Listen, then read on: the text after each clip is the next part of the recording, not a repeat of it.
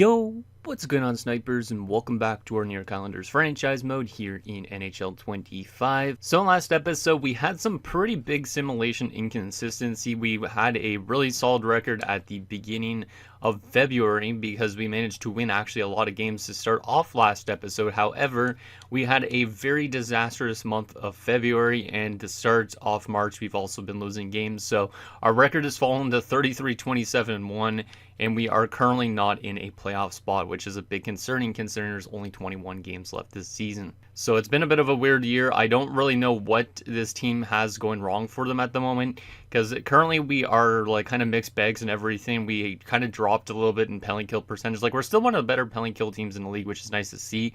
However, our goals per game is just pretty mid at 15th. Our power play percentage is 16th. So maybe we need our offense to get going a bit. I don't really know. Our goaltending numbers have fallen off a bit. Our defensive play has also fallen off. We're 22nd in the league. So we also need to be better in front of our goaltender.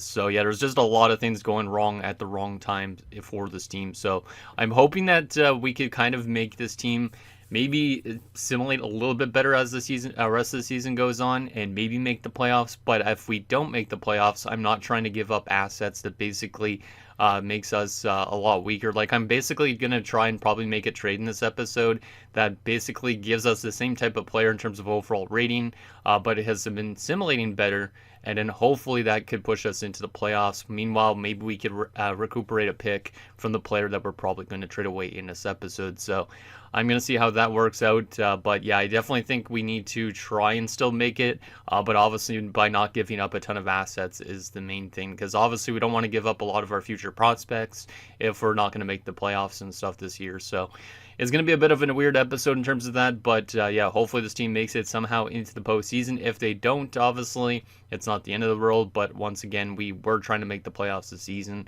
So it would be nice to at least finish with one of those wildcard positions if possible. But anyways, before we get into maybe making some trades and simulating the rest of the regular season, let's get in your guys' comments, see what you guys have to say about last episode. And then we'll get into potentially looking into some deals for our team to make. So the first two comments are from Garage TV. The first one says, Cook definitely needs to go. I would bring in Joe Aginla. And then he also says, and bring in that low-lead sniper from Seattle. So he's saying that Cook needs to go, and I think that is the player that we're looking to probably trade in this episode. And it's nothing on Cook in terms of his point production, but in terms of his goal production and his plus-minus, I just haven't really been a huge fan of his play this season. 10 goals only, which normally he's a 30-goal guy, so he's only on pace for like less than 20 goals this season, which is not great for him. And then his plus-minus has also been really bad, so like that second line has been giving up a lot of goals. Him with Mäkinen doesn't seem to be a great combination, so we got to find some player that basically replaces him. Like, he's only shooting 4.8% this year compared to last year where he was 11.1%, had 30 goals. Year before that he had 24 goals, so it was a bit of a down year the year before that, but you can definitely see he hasn't been scoring as much since his rookie season, which is a bit concerning. So he is also a pending UFA, so I don't know if I would bring him back necessarily in the offseason or how much he would cost. But Garage is saying to bring in Joe Aginla and bring in that low-lead sniper from Seattle. I'm thinking one of the two would probably make sense. I'm not too sure on bringing in Joe Aginla just because I feel like Joe Aginla is pretty similar to what Jääskeläinen is for a team already.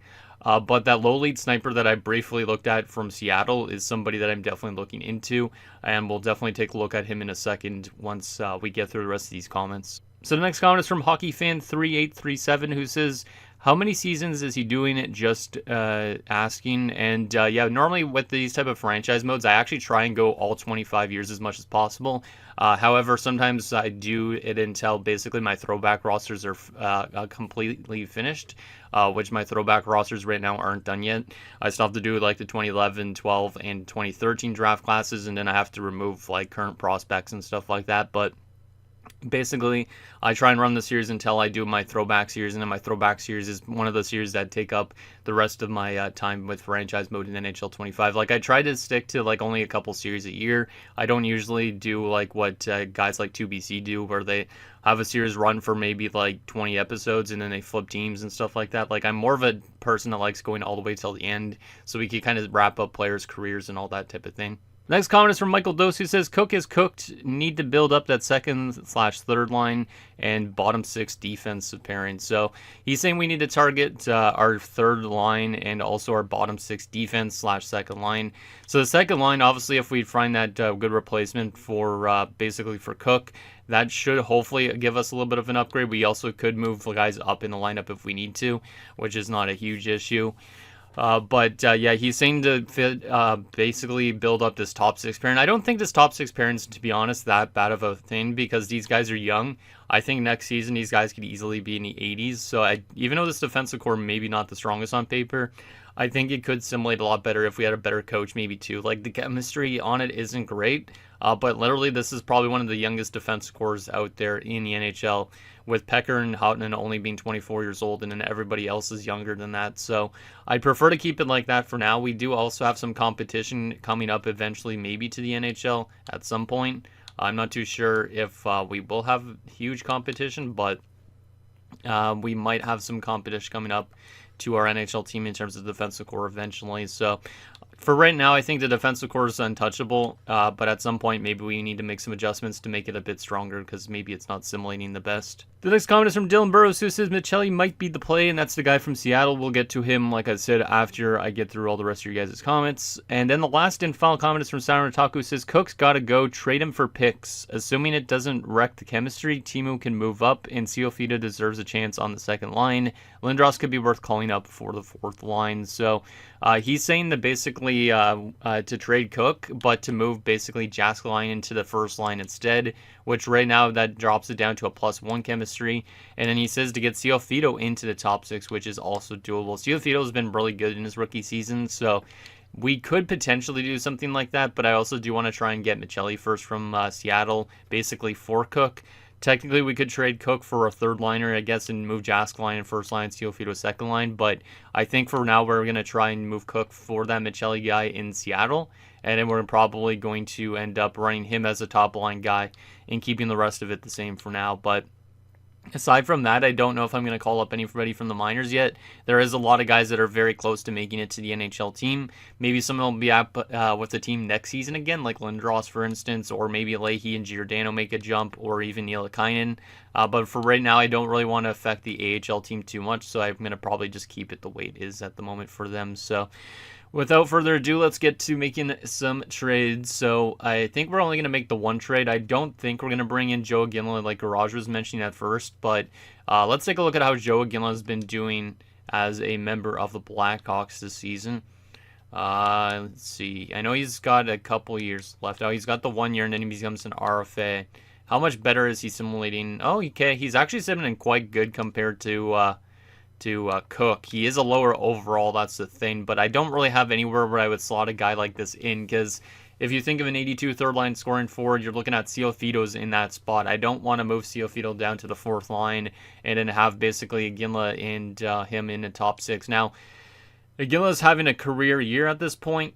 Maybe at some point he'll head to free agency and we could bring him in. He's having 21 goals this season, so he's actually scoring quite well compared to what I was expecting, but to be honest, I'll probably wait until he's maybe a free agent before bringing him in. It looks like he does actually fit our first line, which is interesting, power play and penalty kill. But I don't think Chicago's in a place where they'd want to move him right now. And like I said, I think I'd prefer the guy in Seattle just doing kind of like a minor flip-flop with the two of these teams. So you can see Seattle's also in a playoff spot. If I remove my face, they're 36, 18, and 6. But the interesting thing is, obviously, they do want Cook. Cook actually has a good chunk of value. And if we go to their right wing side of things, they have this 84 overall in Michelli, who's making less money. He's signed for 1 extra year. He's already got 18 goals as a 24-year-old. He also has better shooting attributes, in my opinion, better offensive awareness. He's had a better career, I'd say, maybe up to this point, too. Like, he puts up around the similar numbers as Cook, in a way. Had a 35-goal season last year. And then in the playoffs, he has some experience through 10 games. So I think he's going to be probably our option. He also seems to simulate better defensively. Now Seattle could be a better defensive team than us. But I think maybe trying to just do like a swap like these two. And you can see that Cook has more value than Michelli since he's a low elite. So I think hypothetically, We could do Cook for Michelli, and we're able to get back draft capital potentially too. So that way we're not really downgrading a team where we are going to miss the playoffs for sure. And that way, if we do make the playoffs, we still have basically the similar type of roster in terms of overall rating, with also getting an extra pick into this deal. So if I add a second rounder for this year, that might get it done. Second rounder might have too much value, so maybe it has to be a third rounder, but this probably could work. I could see it working because Seattle's obviously doing really well. They could actually go for a cup run with Cook. It would be funny if somehow we end up making the playoffs and then we end up facing the Kraken in the Stanley Cup Finals. But I think this is a good little deal for both teams in a way. But obviously, it doesn't it's not a huge need for Seattle to do a trade like this really, because it's just an 84 for an 84. But it's good for us because Cook gets a change of scenery and we get a player signed for an extra year who could end up becoming a very solid sniper for us in that top six, just like Jääskeläinen, who I brought in as a little bit of a trial player. So I think I'm going to propose this trade to Seattle and see if it works. And if it does, I think it's a good little trade. And I think that's probably the only one I'd lean towards making this season. Like, I know our defensive play hasn't been good, but I don't really want to trade away any defenders to upgrade our defense yet. Like I said, I'm not trying to give up players yet. Eventually, we will start to upgrade our players. But for right now, I want to kind of keep the roster as similar as possible and see where we need to actually address going forward. So, Cook for Michelli in a second rounder. Would this work? Yes, it would. Okay, so there is a pretty interesting trade. So, Cook is off to Seattle. Who knows if he'll re-sign there or what, but I think that's a pretty solid trade because, like I said, we don't downgrade. We get ourselves an extra second-round pick while maintaining the same overall type of player. So it's not a huge downgrade at all. And who knows, maybe this Michelli guy will be a better fit for this team than what Cook was. Like I said, they're pretty similar players, but Cook honestly just was falling apart right at the wrong time. So he could honestly drop off to being a third-line scoring forward. This Michelli guy, I think he won't drop off that far, which is kind of nice. And maybe he could help us out in terms of our offensive numbers a bit, because our offense has been pretty average. Like, it's not that we've been a bad offensive team, but I think Michelli could be good. He has less points technically than Cook does this season, but he's also a better goal scorer. So maybe that's what we need more, is not a hyper production player. Maybe we need somebody that could just score goals and obviously shoot better than 5%. Like, Michelli's right now shooting 9.1, which is pretty solid. And like I said, in the playoffs, he's already got 5 points in 10 career games, which is not too bad. Preseason, he's right around point per game, which is pretty damn solid. So I think that might be a good little deal for us. All right, so I think that's the only trade we're going to make, because I don't think there's anything else I'd upgrade really too much, because we do have already a really solid depth, to be honest. Shala's out for injuries right now, but he will be back. Our defensive core, like I said, could use an upgrade at some point, but for right now, since they're all really young, I'd prefer just to keep them the same, and then eventually we could look to making some adjustments. Like, this pairing of Pecker and Salmelainen has been pretty damn bad, to be honest. That's maybe the one concern I have with the defensive core. Maybe we separate Pecker and Salmelainen and then move Latin up with Salmelainen, and then we could have Pecker and Sierra. So yeah, let's just do a little bit of the separation with those defenders, see if that helps out things a bit. And then hopefully Solovyov can get his numbers better, because like he definitely fell off a lot in that episode. But then again, we also started allowing more goals, so we probably weren't playing as good defensively in front of him, stuff like that. So I think that's the only trade we're going to make. I don't think there's any trades I want to make other than that. Now, we could have potentially 2 lottery picks if we miss and Vegas misses the playoffs, which is interesting. There is a franchise player supposed to go first overall, so who knows, maybe we'll have luck and randomly get ourselves first overall. But I'm curious if this team could somehow find a way to get back into the playoffs too. So I think that's pretty much it. So let's advance to a day after the trade deadline. We'll take a look at what AI trades went down, just in case there's anything interesting. But I think I'm going to keep the team, the rest of it, the exact same. Like I said, we could bring in Joe Ginla at some point, but I think right now it's not the time. It's not the time, because I'd prefer just to keep Ciofito on that third line right wing. So let's go to Bayern. Let's just go continue simulating.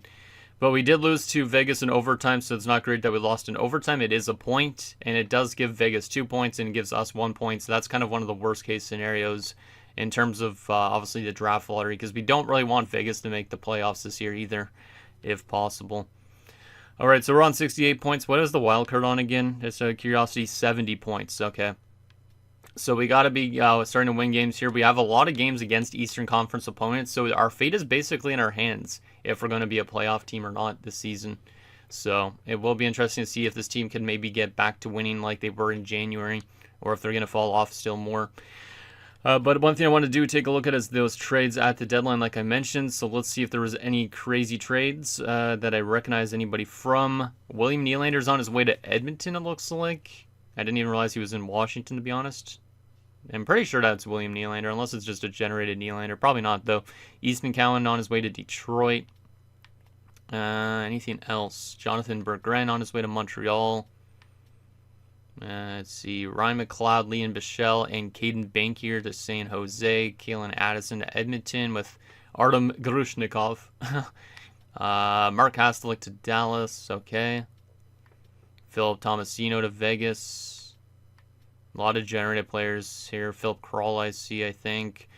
I forget what Parasak's first name is. Mason Lorai's there. First and Nick Hay going to Washington for Parasak in that one. That's interesting. Anybody else I recognize? Brandstrom to Tampa Bay. Seems like a Tampa Bay acquisition. J.J. Moser and Emil Hemming to the Devils. Fogle and Anderson on their way to the Rangers from Pittsburgh. First rounder getting dealt there. Poirier, Jones, and Perunovic to Buffalo. All right. Ivankovic and some other stuff on his way to San Jose. Caden Gooley off to Pittsburgh. A lot of first rounders actually getting moved, which is kind of cool. First rounder and some goalie prospect going to St. Louis for Brandon Yeager. Interesting. And then there's our Michelli trade. Okay. So nothing too crazy in terms of deals. Let's continue to simulate. We're going to take a little bit slow of approach just the rest of the season, but I'm hoping that we could somehow find a way. Like I said, our fate is in our hands because most of our games the rest of the regular season, except for the last month or so, are all Eastern Conference games. So if we could find a way to win at least like 75% of those games, we might have a chance. So let's go through these first two games, Philly and Boston. Boston's a team we're chasing, I think, right now. So Philly is going to be a loss. Boston's a win, though. Okay, so beating Boston's a good sign. We actually are now tied with them in points, but they have a game in hand on us. So, yeah, we literally could barely make the playoffs by the skin of our teeth potentially this year if we are lucky. So Carolina and Ottawa. Let's see what we got here. Give me 2 wins, please. That would be nice. And it's a loss and a shootout loss, of course. Well, at least that's still a point, but now we're 2 points back at the Sens. We do have 2 games in hand on them, actually, though. Ooh, I didn't even realize that. Okay, so that might help things a bit. The Bruins have fallen off more. The Lightning are also fighting to get into the playoffs, so it's a bit of a war zone, but we do have a chance, and that's all we need. So, Buffalo and Montreal, I know I could make some line adjustments after losing multiple again, but at this point, we aren't trying too hard to necessarily make it in for sure. But maybe having Edward Shala back from injury here will give us a little bit of a boost, because that definitely makes us a little bit stronger on that third line in terms of overall ratings. So let me stop the sim because I can't see what's going on. Okay, Buffalo and Montreal. Let's see, we got on the road. Is a shootout win. Okay, that's nice. Montreal is a 3-1 win. Okay, we are now in a wild card spot. See, just like that. You just got to keep positivity, and your team could end up making it in. So right now we're on 75 points. The teams that are not in it right now is Ottawa, who's got 3 more games played than us. Tampa's 2 points back of us. The Bruins are 3 points back of us. So we still have a lot of work to go, obviously, the rest of the season. But if we could find a way to just keep on winning games, we could end up making it in. And it's been a better start to this month, though, in terms of defense, I think, the last little bit. Because that win over Boston was a good defensive game. That loss to Carolina was solid defensively. Ottawa, not so much. Then Buffalo was good defensive. Montreal was good defensively. Game against the Rangers and Flyers. Let's see about these 2 games. Rangers is a 6-0 loss. Oh boy, that's not good. Philadelphia, 3-1 win. Okay. A little bit of an inconsistency still with this team. We are on 77 points, which is still in that last wildcard spot. Let's go through these next 2 games. We have Minnesota and Tampa Bay, both on the road. Tampa's a shutout win, 3-0. Minnesota is a 4-2 loss, but we still have that last wildcard spot with 10 games to go on the season. We're 3 points up on New Jersey right now, which is interesting. We're actually almost tied for the first wildcard spot now at this point. Hey, there's a chance we could get in here. You never know what could happen down the stretch. I don't think we have a lot of games left to go, but a lot of them are on the road, it looks like. And then we have a little bit of an Eastern Conference ending to the season. We got like a 4-game road trip here: Winnipeg, Dallas, Vancouver, and LA. And then we come home to play Detroit, Columbus, and Florida in a back-to-back, then Tampa, and then Columbus and Florida again in a back-to-back, which is kind of strange. So we'll see if we could beat those teams. Columbus and Florida are already in the playoffs, I think. Florida is already second place, so they're likely already going to make it. Columbus is, where are they? They're first place in the Metro. Yikes. I don't know if I like this scheduling too much. They're putting us against some good teams. But let's go through Winnipeg and Dallas. Come on, boys. Our fate is in our hands. Let's make the playoffs somehow. Winnipeg, 3-2 shootout win. That shootout win is huge. Game against Dallas, 3-2 win. This team is 40-31-3.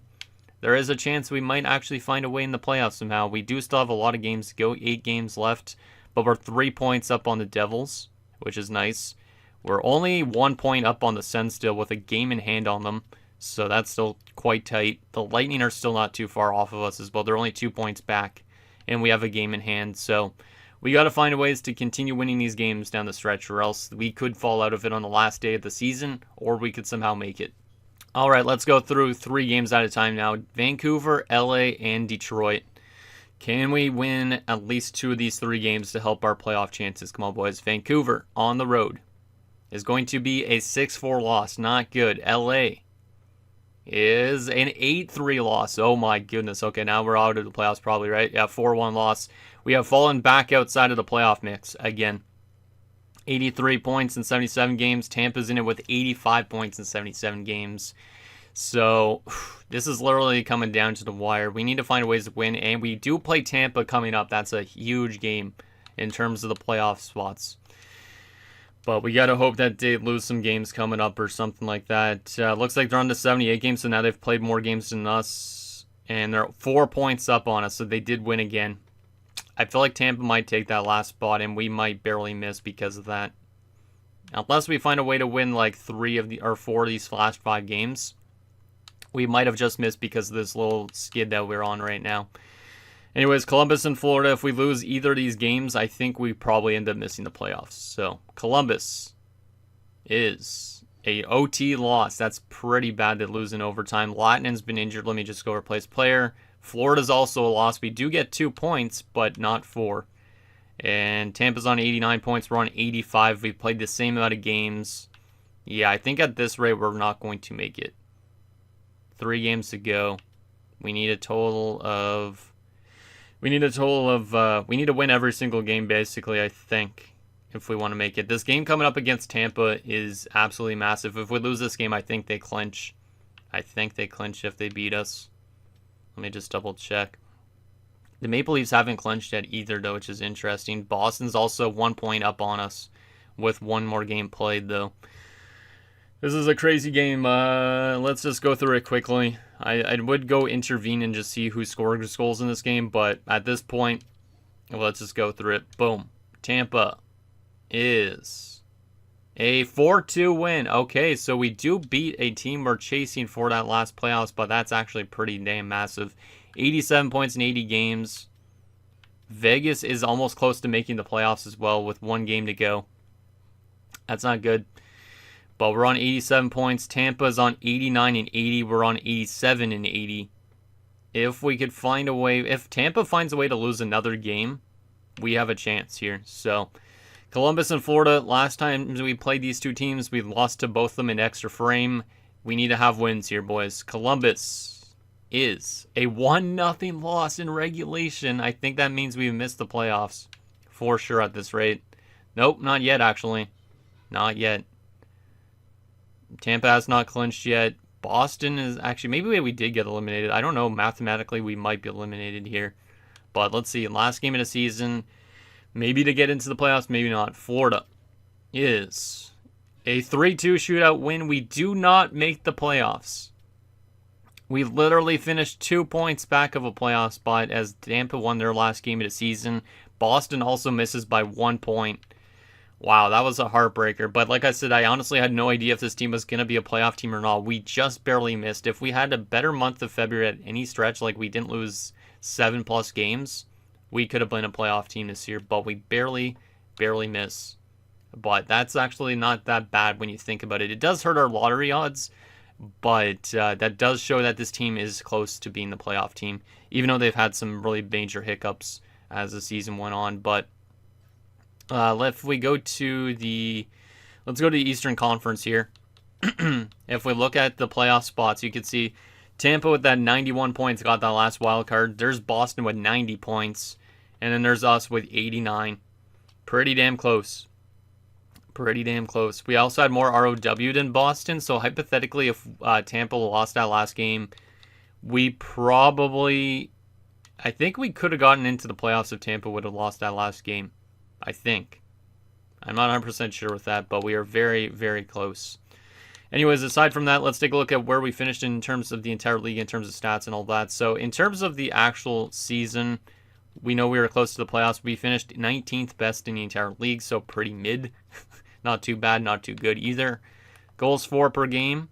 We were not that good offensively. We were actually near the bottom in offense. So definitely need more goals for, if possible, going forward. Only 247 goals, and we allowed 3.16. Which actually is not too bad defensively. It's around mid-table, looks like. So our defensive play was actually okay, I would say. Our offense definitely is the thing that needs more work right now going forward. Power play percentage 18.7. Definitely not a super strong power play, but it wasn't a bad one. Actually, it's pretty decent. Where is that? Outside of the top 10? Yeah, it's actually not a bad power play. Looks like the power play must have improved as the season went on. And in penalty kill percentage, we are actually a really good penalty kill team still throughout the entire season. We were first place early in the season, and we managed to finish third best. So, not too bad at all. 8 shorthanded goals, 22, 16, and 3 on home ice, but 20, 19, and 2 on the road. So, we definitely had a little bit of road woes. 4, 4, and 2 in our last 10 games. All right. Let's take a look at some player stats for the season, see how Michelli ended up fitting this team. Hopefully, he did well. But in terms of the player stats, Bjorkstrand on 67 points, solid year for him. Only 19 goals as a sniper, but 48 assists. So a pretty solid year for Bjorkstrand. He was playing down the middle, so maybe that's why he had more assists. Mäkinen on 56 points, 28 goals, 28 assists, was minus 20. Eriksson on 29 points, minus 15. Zikov 20 points, minus 6. Kaminsky 5 points, 8 games. Left wing side of things, we had Ferndell on 72 points, minus 18. Still a solid offensive year for him. Crane on 71 points and 33 goals. Crane's still probably been one of the better players that we've drafted so far in the series. Really solid numbers for Crane. Ciofito, rookie season, 42 points, but a minus 16, but he might be close to being an actual top 6 forward next season. Shaw on 40 points. I think he's a pending free agent. Yeah, he is. I don't know if he comes back next season. He could get replaced potentially. Leeson on 29 points is decent. Oland on 2 points in 10 games. All right. Right wing side of things, Jääskeläinen on 26 goals and 40 points. That's why I brought in Jääskeläinen from Pittsburgh. So he's starting to score goals, which is good. It's a career high in points and goals. I don't think he's going to reach that elite potential, but he still could be a solid third-line scoring guy, maybe for us down the road. And then Michelli that we brought in from Seattle was not as good goal scoring wise after we brought him in. So something snake bitten about that top line, I guess, or something. I don't know exactly, but 2 goals in 21 games after he joined us. So he's basically started scoring just like Cook did on that top line. So I don't know if we need to rework our top 6 a bit or what, but definitely seems like whoever goes on that top line right wing does not score as much as they should. So we definitely could rework some lines going forward, but still at least he had 7 points. Wallace on 15, not bad. Only 3 goals for him in his rookie season. From a defensive standpoint, Howden on 54 points. Ole still is probably one of my favorite players in the series as well. 3 straight 50-point seasons, and he was actually a plus on the defensive side of things too, so solid stuff from Ole. Salmelainen actually had 30 points this year, so a pretty big year for Antti Salmelainen, who still has 1 more year left before he becomes an RFA again, but that's a pretty good season. Boyd on 19 points plus 7, that's actually really solid. Pecker was drastically bad defensively. Like, him and Salmelainen don't work whatsoever. Maybe you have to think about shipping them out. We might have a little bit of a lack of right-handed defensemen. Now, Salmelainen is a right-handed defenseman, so Maybe we need to get rid of a left-handed defenseman or something, because Pecker was absolutely tragic defensively. Latin was solid. Sierra was not that great. And then Pratt only played 5 games. From a goaltending perspective, Solovyov on a 906, but a 2.99 goals against. So his goals against and save percentage was kind of bouncing around throughout the season, but I'd say that's probably his best year of his career other than last season. Because the save percentage isn't as good as last year, but the goals against is pretty much just on par. So he is getting better in terms of goals against, and our team is playing better defensively, but he still has no playoff experience by the age of 26, which is a bit concerning. And then Nikulin, I'd say he's not an NHL backup goalie, so we might actually have to find ourselves a backup goalie for next season. And then we'd let go of both Nikulin and Medvedev at that stage. Anyways, let's take a look at stats around the entire league. See who led in points and all that stuff. So the entire point leader in the league, it was Matthews, 121. I don't know why I just said it like that, but whatever. Matthews also probably led in goals, likely. Yeah, 70 goals. Jeez. But you also had Bedard up there, Robertson, McDavid. Not a lot of 100-point guys, to be honest, it seems like. Aside from that, let's take a look at Selke candidates. Just for fun. You're probably looking at somebody like Trevor Zegras or even maybe Dalibor Dvorsky. But he took 1,000 less face-offs, so maybe not. There's also Jack Hughes. Yeah, probably Jack Hughes, I would say. Most fights for fun. Derek Chan of the Blue Jackets had 15 fights. And then you also have Clayton Harrington of the Kings with 11. All right. Best defenseman for points. Evan Bouchard, all right. 73 points. Noah Dobson was 72. You had Makar 71. So Noah Dobson was the main reason why Vegas ended up making it to the playoffs. Our former defenseman somehow managed to actually do really good this season. So Vegas gave up a first-round pick unprotected, basically, to get into the playoffs. And I think Vegas ended up making the playoffs. And Noah Dobson was the main reason why they did that. So he goes from only 47 points with us last season, minus 18, to 72 points with them, and a plus 19. So shout out to Noah Dobson. But it looks like he already got an extension in place with the Vegas Golden Knights as well. So I am kind of glad that we gave him up when we did, because it's probably an expensive extension. It probably is. But, yeah, Noah Dobson came close to winning the Norris after leaving us, which is kind of funny. I don't know if we should have held on to him maybe one more year or what, but he was way better in Vegas than with us. Goaltending, Marco Allen, 40 wins. And why is it my former players that are doing well? Nikita Khudobin actually apparently signed with the Rangers now, so that's kind of interesting since he's on another New York team. But Nikita Khudobin had 40 wins this year to tie for the league in wins. Didn't have a lot of shutouts, though, so he's not going to be a Vezina winner. But Spencer Knight led in shutouts. Best save percentage by starters. Dennis Hildeby, of all people, but Jeremy Swayman also up there. Goals against average by a starter. Yeah, it's going to be Dennis Hildeby that I think is going to win the Vezina this season, which is an interesting one. And then even Carson Bjarnason, after leaving us, he also signed with the Rangers. And he had a way better year with the Rangers than he did with us, too. I don't know what it is, but it seems like players don't play good when they're here, and then they go to other teams and do really well. We got to take a look at how good Cook did with Seattle. Khudobin led with 5 assists. Goddamn. Shout out to our former goalie. Maybe we should have held on to him. And hey, shout out to Edwin Dubnyk of Colorado. A goal for a goaltender. So that's kind of neat. So there is all that. I do want to take a look at how good Cook did in Seattle. So let's go to Seattle's stats here, just for fun.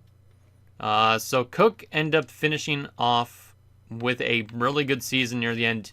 Yeah, he was way better in Seattle than he was with us. So everybody that leaves this team apparently just goes on to have good seasons. But 9 goals in his last 22 games. He only had 10 and 61 with us.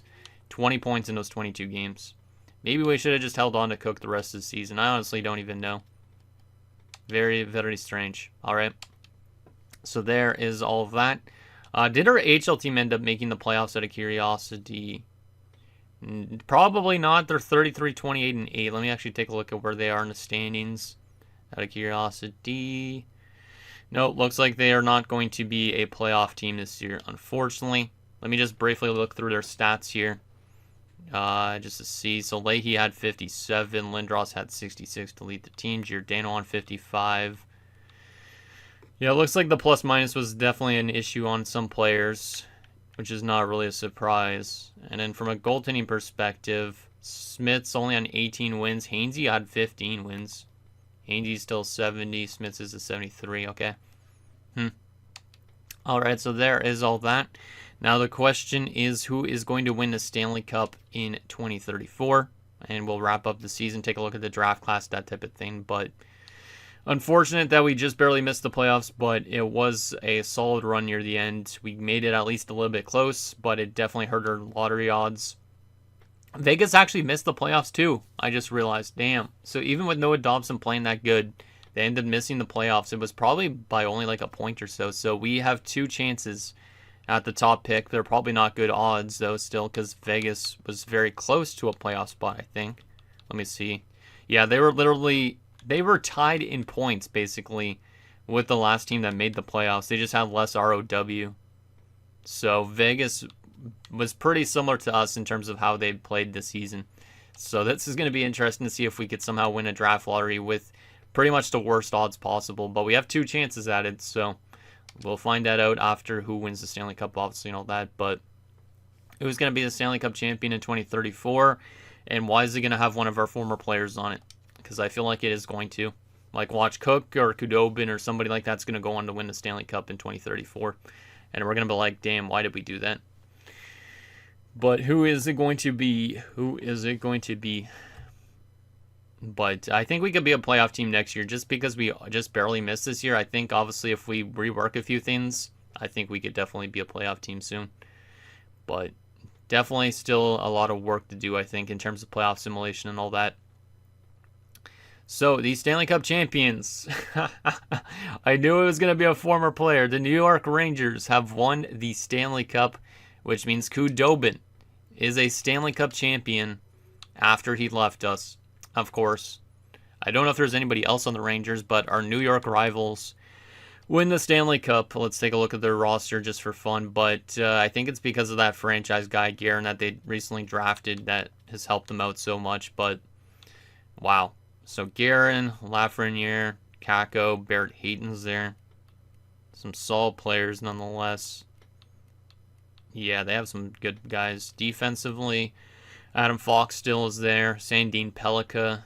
Yeah, this is a good team. A solid team, I should say. Not a great team, but solid team. And then there it is. Our former goaltending, not necessarily tandem, but our former goaltenders both go on to win the Stanley Cup. Khudobin had a .919 in that playoff run. And then Bjarnason only played 1 game. He was tragic, or 2 games, but he was pretty bad in it. But still, he wins the Stanley Cup after leaving us as well. But Khudobin, very, very weird one. Very weird one. Last year in the playoffs, he got swept in the first round. But, yeah, he literally left us. We dealt him to Minnesota. He did not get an offer after that first season in Minnesota. Signs with the Rangers and immediately finds a way to win a Stanley Cup. Crazy. Well, it is what it is. And then, like I said, Bjarnason was literally our backup last season. So, so strange. So strange. Who did they beat in the finals? The Edmonton Oilers. Okay, so Gretzky Bowl. Rangers and Oilers. Interesting. So the Rangers swept the Oilers. They went through Florida in 7 games. They went through Columbus in 6. And then they also went through the Flyers in 5. All right. Let's take a look at those awards now. So the New York Rangers, the Stanley Cup champions. The Edmonton Oilers, the President's Trophy winners. Edmonton, New York, Stanley Cup finals. Austin Matthews, the Art Ross Trophy. Connor Bedard, the Hart. Evan Bouchard, the Norris, not a surprise. Lady Bingo into McDavid. Winnipeg's rookie Ollie, or not Ollie, they don't think it's Ollie Malmavara, but Malmavara, anyways, with an O. I think it's probably an Ollie or something like that. He ends up winning the Calder for the Jets. Then we also have Guerin winning the Conn Smythe. Yeah, Guerin's really good for the Rangers. He's definitely helped turn around that franchise a lot. Hildeby wins the Vezina for the Ducks, as we are expecting, and also the Jennings, him and Nico Dawes.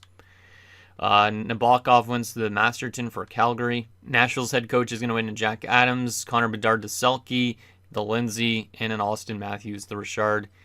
AHL awards, any awards for our AHL team? Probably not, right? Does not look like it. Wow, Kyle Connor's already in the AHL this stage? Huh, he must have dropped off a lot.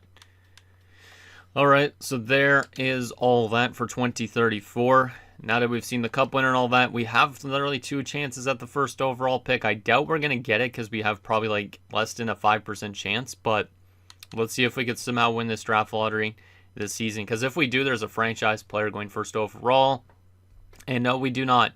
We will have 16 and 14, which are pretty damn mid picks. So yeah, those are 2 kind of really mid picks. I honestly don't know if we're going to be able to move up with those type of selections, so we might literally just get the most generic top 6 forward or top 4 defenseman, but maybe there's some low elites we could end up getting instead. In terms of retired players this season, Austin Matthews has retired, same with Matthew Tkachuk. Those are some pretty big retirements for this year. There's Alexander Barkov retiring as well. William Nylander retires, Jack Eichel. Yeah, damn, some pretty solid retirements this year. Some pretty big names. Anthony Beauvillier. I have to shout out to Beauvillier for no reason. Oh, Ryan Pulock retired. I knew it was going to be one former player out there. Shout out to Ryan Pulock. How did he do after we dealt him even? Not that great. Not that great. Bounced around a little bit. Aside from that, I don't know if there's any other former players. There probably is somewhere, but not going to scroll through this entire list. So, boom. In terms of goaltending retirements, we have Thatcher Demko, and Ilya Sorokin has retired as well. So shout out to Ilya Sorokin, who was obviously our mainstay goalie for a lot of years. Played 4 years in Carolina. Definitely not as strong as he was with us early on, but great career for Sorokin. Only had the playoffs one other time after leaving us too, but I forget what we got in return for him from Carolina. But I think it was a good trade, whatever we end up getting in exchange. I can't remember exactly, but shout out to him. Montembeault, Logan Thompson retires as well. Ilya Samsonov. All right. So yeah, a solid retirement group in terms of players on both the forward side of things and goaltenders. Apparently Jack Eichel's now a coach, which is kind of interesting. So Jack Eichel's out there if we want to bring in Jack Eichel at some point as a head coach. Aside from that, we did lose a scout. Tommy Ho, the QMJHL scout, has retired, so do remind me, guys, if you can, for next episode to bring in another QMJHL scout, because that'd be nice. Aside from that, coach retirements, we did not lose anybody in the AHL, and we did not lose anybody in the NHL, so that's good, but obviously we might make some coaching adjustments this offseason. Let's go continue assimilating on this front, and we will take a look at the stuff to wrap up this year. So first and foremost, progress reports, then we'll look at contract situation, then the draft class. So in terms of progress reports, looks like we have some statistical drop-off. So Crane obviously wasn't apparently as good as he looked, but he had some drop-off in defensive awareness, which is kind of interesting, but statistical growth in a lot of other areas. We also had Hotman drop down a little bit too, and that's also in defensive awareness. So maybe our team's not that good defensively. Like, maybe a lot of the awarenesses are not as strong as they look. Salma Leinen also had a drop off in defensive awareness, but also some statistical growth. So it looks like our team is getting a little bit shredded defensively, and that's why some of them are dropping off a little bit. Ericsson's only an 80, which is kind of strange.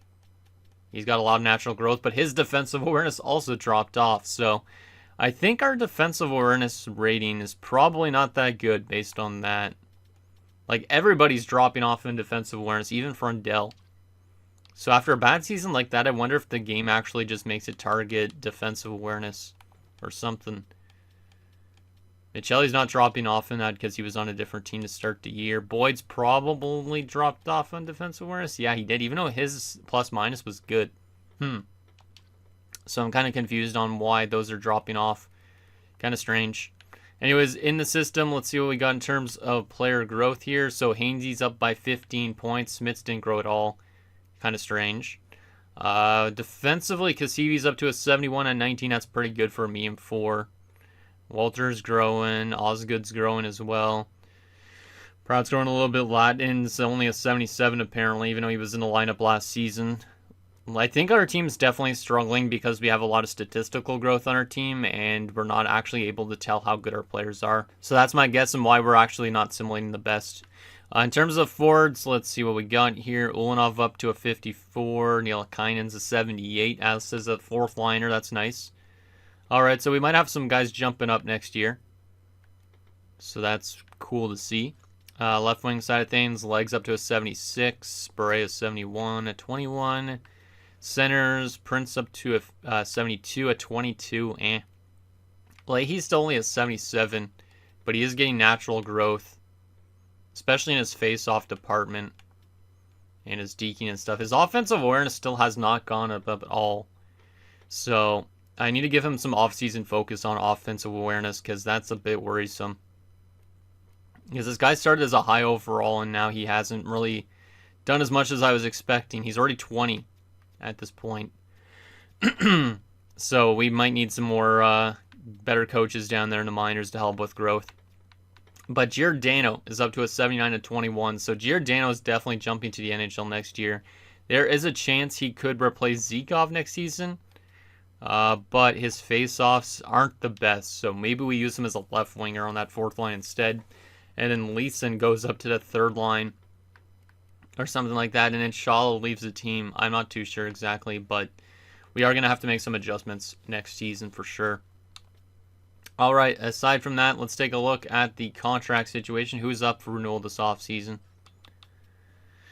Bjorkstrand. Oh, yeah, that's right. Bjorkstrand's a pending RFA. How much term and money is he wanting? 6 years, 9.35. That's not that bad, to be honest. Does actually have a lot of organizational interest, so maybe we do something like that. It would be nice to get him, though, for like the 8 years. But it does drop off by a little bit, and we have to give him over $10 million probably if we want to get him to a contract like that. So you guys can let me know what we should do for him in terms of term. And then in terms of the UFAs, I'm probably not going to bring back Shala. Franson doesn't need to come back. Lakovic doesn't either.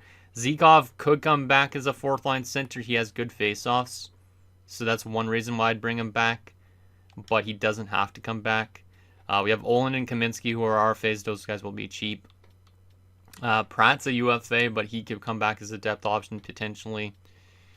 But yeah, there's definitely some decisions we're going to have to make soon on some guys. And then from a goaltending perspective, both these guys are pretty similar. Medvenov's a pending UFA though. Nikulin's a pending RFA. I probably am going to lean towards getting ourselves a better backup goaltender this season. I know I was kind of like hoping one of these guys would be the backup, but I think maybe finding ourselves a backup out there that's like an 81 or something might be a better option behind Solovyov. So that might be something to look into in free agency. All right, so final thing we need to take a look at draft board. We do have multiple first round picks. We have 14 and 16. We do have multiple second rounders now because of the Seattle Kraken trade we made earlier in this episode. And we have a 4, 5, 6, and 7. So 2 seconds, 2 firsts. Let's see what we could get in those positions potentially. What could we get here? So we're not going to be able to get this franchise guy, which kind of sucks. But at the same time, maybe we don't need a franchise player. But if we're drafting 14th and 16th, there is DeAndre Draper, probably just a normal top 6 forward, my guess. There's also Callie Hedman, another top 6 forward probably. There is Brian Bigra, who looks actually pretty solid based on that, but he's probably a top 6. But he also can play left wing and right wing, similar to Ciofito. So maybe he's somebody we look at as Brian Bigra.